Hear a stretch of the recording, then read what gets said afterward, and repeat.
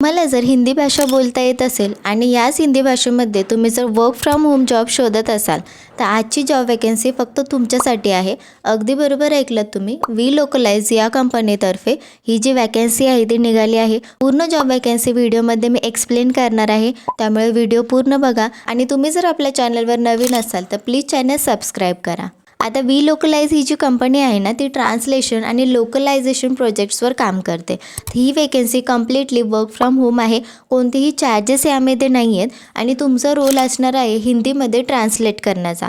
आता बेसिकली तुम्हाला काय काम करावं लागेल तर यूजर आणि AI असिस्टंटमधील छोटी कन्वर्जन तुम्हाला वाचायची आहे.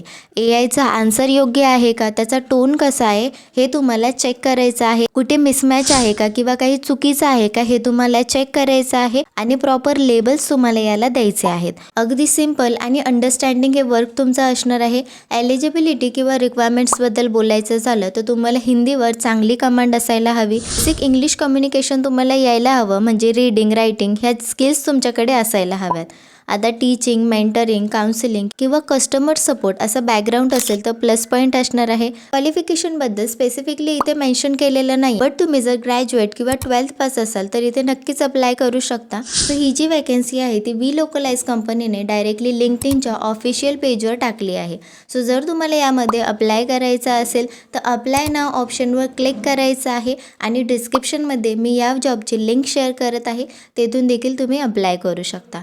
तर ही होती आजची जॉब वॅकन्सी आणि अशाच work from home job opportunities daily पाहण्यासाठी प्लीज आपल्या चॅनलला सबस्क्राईब करा.